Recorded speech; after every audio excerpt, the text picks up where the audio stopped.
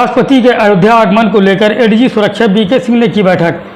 सुरक्षा में लगे सिविल पुलिस के आला अधिकारियों के साथ चली बैठक। राष्ट्रपति के आगमन और संभावित कार्यक्रमों के मद्देनज़र सुरक्षा संबंधित विषय पर हुई बैठक। बैठक में हुई चर्चा। राम कथा पार्क अयोध्या रेलवे स्टेशन का किया निरीक्षण।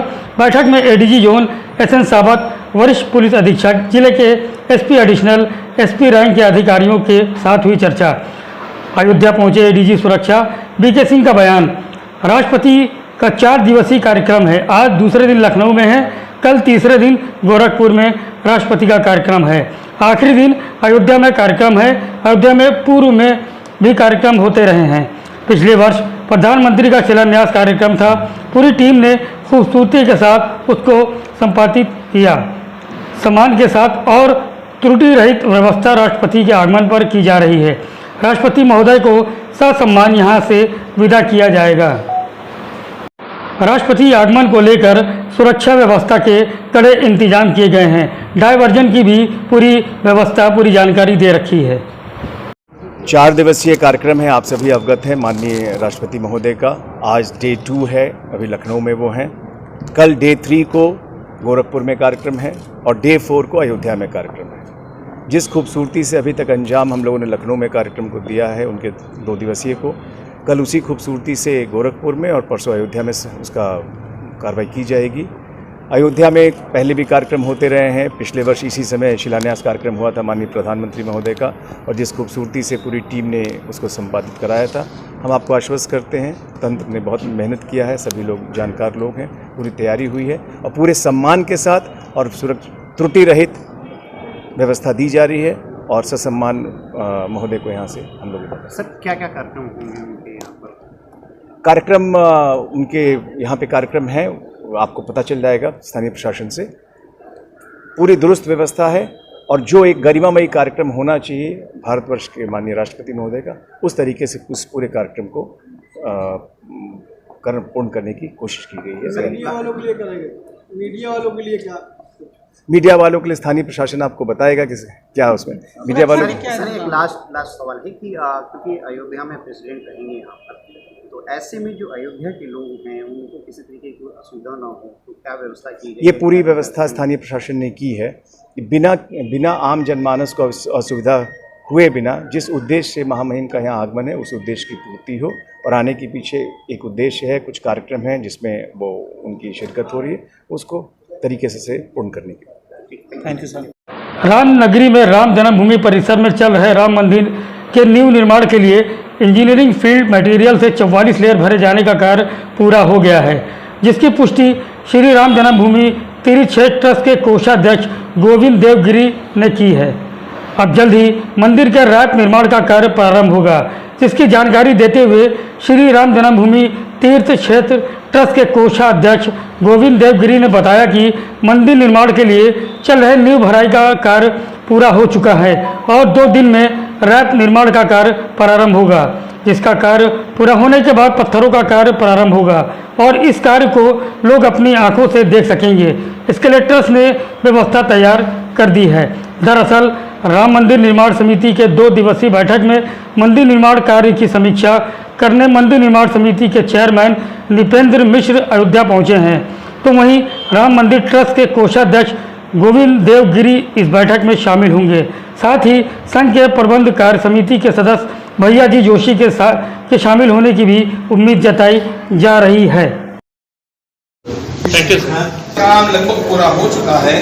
रैप का काम अब आरंभ होना है, उसके लिए कल परसों हमारी बैठकें हैं और उसके पश्चात ऊपर के पत्थरों का काम आरंभ होगा। 44 लेयर की बात करें तो 44 लेयर पूरी हो गई? हाँ, हो गया। हमारा दूसरी बात ये है, जिस प्रकार से अभी गवर्नमेंट ने एक ऐलान किया है। रामनगरी अयोध्या में रानी पद्मावती सहित 16,000 वीरांगनाओं 16,000 दीप जलाकर बहुत ही भावपूर्ण श्रद्धांजलि दी गई। कार्यक्रम के आयोजन संस्था मित्र मंच के राष्ट्रीय प्रमुख शरद पाठक बाबा ने देश के युवाओं भारतवर्ष के गौरवशाली इतिहास से जोड़ने के लिए अनेक माध्यमों से अभियान चलाने की घोषणा की। इस अवसर पर मित्र मंच प्रमुख शरद पाठक बाबा के निर्देश पर हिंदुस्तान के 15 राज्यों में और विश्व के 8 देशों मॉरिशस, थाईलैंड, नेपाल आदि में मित्र मंच के कार्यकर्ताओं द्वारा मां पद्मावती व 16,000 वीरांगनाओं को श्रद्धांजलि अर्पित की गई। गुरुवार को देर शाम हुए इस कार्यक्रम में वामन मंदिर के महंत वैदेही वल्लभ शरण महाराज, अपना दल के वरिष्ठ नेता प्रमोद सिंह, वेद राजपाल बतौर सहित शामिल हुए। वहीं मित्र मंच राष्ट्रीय प्रमुख शरद पाठक बाबा ने बताया कि विदेश आक्रांताओं ने हिंदुस्तान की संस्कृति, इतिहास व सनातन धर्म को नष्ट करने का लगातार प्रयास किया। इसी प्रकार 26 अगस्त 1303 में आक्रांता अलाउद्दीन खिलजी के द्वारा राजा रतन सिंह जी को धोखे से शहीद करने के बाद जब उनसे अपनी गलत नज़र मां पद्मावती पर डालने का प्रयास किया, तब मां पद्मावती ने 16,000 वीरांगनाओं के साथ अपने सनातन संस्कृति व सतीत्व धर्म की रक्षा के लिए जौहर कर अपने प्राणों का बलिदान दे दिया था। ऐसी मातृ शक्ति को हम नमन करते हैं। माँ पद्मावती का श्रद्धांजलि दिवस मनाया गया, जो बलिदान दिवस के रूप में मनाया जाता है मित्र मंच के द्वारा हर 26 अगस्त को। आज ही के दिन 26 अगस्त को सन 1303 ईस्वी में माँ पद्मावती ने चित्तौड़ के दुर्ग पर 16,000 वीरांगनाओं के साथ जौहर किया था और अलाउद्दीन खिलजी को एक तरीके से पराजित किया, जो इन्होंने अपने सतीत्व, हिंदू धर्म की रक्षा के लिए, अपने सम्मान की रक्षा के लिए, समाज के गौरव की रक्षा के लिए इतना बड़ा कदम उठाया है। जैसा कि आज तालिबान की स्थिति आप देख रहे होंगे, वहाँ पर महिलाओं के साथ तालिबानियों के द्वारा दुर्व्यवहार किया जाता है, अपहरण कर रेप किया जाता है। सेम वही प्रक्रिया उस समय विदेशी आक्रांताओं के कारण पूरे भारत में थी, जिसको माँ पद्मावती ने एक सिरे से नकार कर और 16,000 वीरांगनाओं को श्रद्धांजलि अर्पित करने के लिए मित्र मंच के कार्यकर्ता अयोध्या में 16,000 दीप प्रज्वलित कर रहे हैं। साथ ही साथ ये जो कार्यक्रम है ये पूरे हिंदुस्तान में 15 राज्यों में किया जा रहा है और विश्व के 11 देशों में हमारा संपर्क हुआ है। जो हमारे वहाँ पे कार्यकर्ता हैं, मित्र मंच के कार्यकर्ता हैं, वो सभी दीपदान करके व्हाट्सएप के माध्यम से फ़ोटोज़ हम तक पहुँचा रहे हैं। जल्द ही जो है हम सब तक पहुँच जाएगी सारी फ़ोटोज़। और इस साल का जो हमारा लक्ष्य है कि अयोध्या के पटंगा थाना पुलिस को बड़ी सफलता हाथ लगी। लगभग 22 लाख के रुपए की अवैध शराब की बड़ी खेप बरामद की है। डीसीएम के द्वारा हरियाणा से शराब की खेप को विभिन्न प्रांतों से तस्करी के लिए ले जाया जा रहा था, जिसमें 188 गत्तों में मौजूद 9,332 बोतलों की शराब का अनुमानित मूल्य 22 लाख रुपए बताया जा रहा है। बरामद शराब बिना किसी वैध परमिट से तस्करी की जा रही थी, जिससे राजस्व को बड़ी क्षति पहुंच रही थी। तस्करी के आरोप में हरियाणा निवासी एक युवक को गिरफ्तार किया गया है।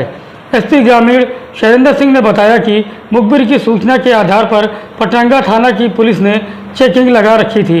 इस दौरान एक संदिग्ध वाहन डीसीएम का पीछा करके पुलिस ने उसे शराब की बड़ी खेप बरामद की।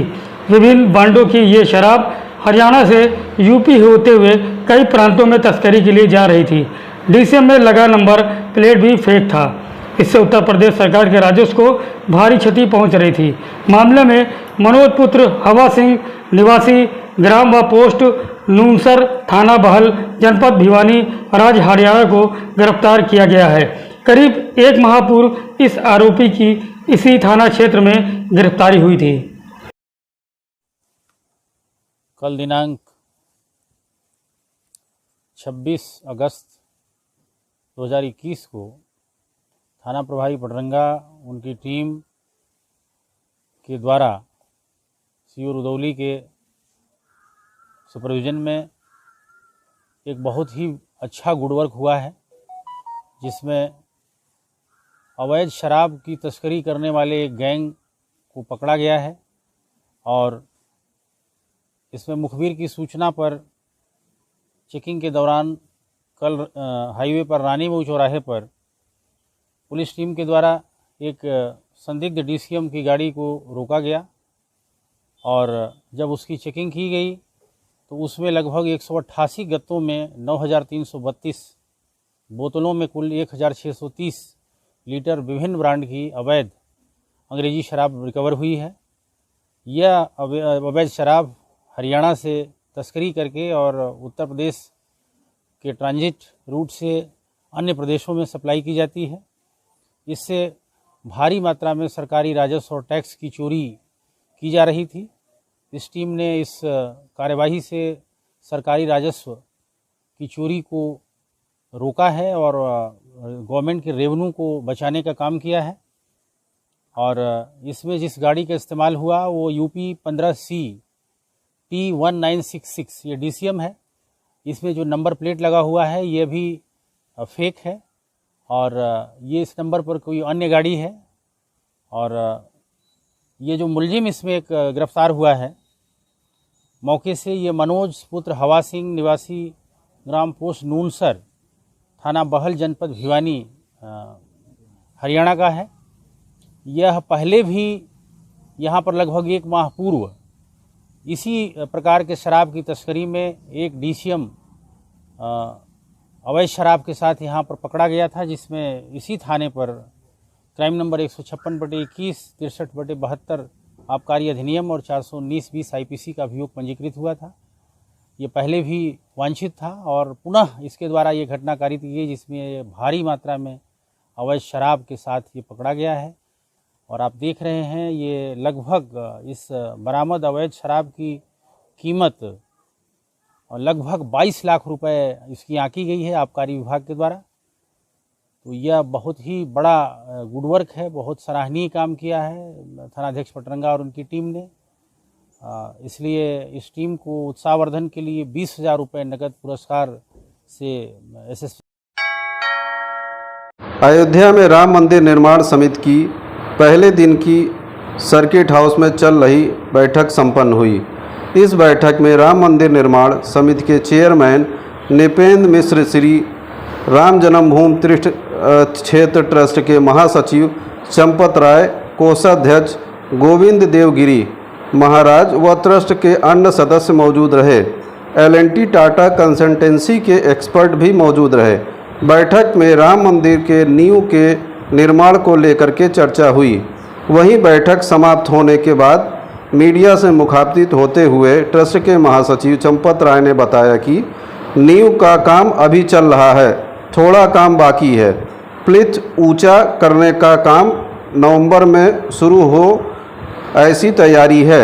उन्होंने बताया कि प्लिथ के पत्थर नवंबर में लगाए जाने का विचार किया जा रहा है। अयोध्या में राष्ट्रपति के आगमन को लेकर के महासचिव चंपत राय ने बताया कि राष्ट्रपति के साथ सुरक्षा की परंपराएं हैं बनी हुई हैं। यदि राम जन्मभूमि परिसर में अवलोकन कराने का कार्य मुझसे कहा जाएगा तो मैं करूंगा।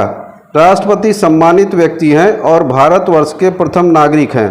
स्वतंत्र भारत के पहले राष्ट्रपति हैं जो अयोध्या में रामलला के दर्शन करने आ रहे हैं। स्टोन का इस्तेमाल किया जाएगा और अभी नींव का कार्य चल रहा है, बहुत थोड़ा चूंकि बचा है, इसलिए सामान्य भाषा में पूरा हो गया ये कहने में कोई नुकसान नहीं है, लेकिन अभी थोड़ा बचा है। और प्लिंथ ऊंचा करने का काम नवंबर में शुरू हो जाए ऐसी मानसिक तैयारी है, ऐसी तैयारी है। बुनियाद का स्ट्रक्चर को ही तो नींव कहते हैं, जहाँ से बेसमेंट बुनियाद को ही नींव कहते हैं। बुनियाद पूरी होने की ओर है और बहुत शीघ्र पूरी हो जाएगी। इसके बाद प्रथम स्थल का निर्माण कब से शुरू होगा, कब से स्टोन लगाएंगे, वो पत्थर पहले लगाए जाएंगे? अभी पत्थर लगाने का काम नवंबर में शुरू करने का विचार है। प्लिंथ के पत्थर, प्लिंथ के पत्थर सर एक आखिरी सवाल ये है कि राष्ट्रपति पहली बार कोई आ रहा है भारत सरकार का यहाँ पे राम जन्मभूमि का दर्शन करने, तो आप थान को उनको दिखाएंगे, ब्रीफ करेंगे कि किस तरह से बन रहा है।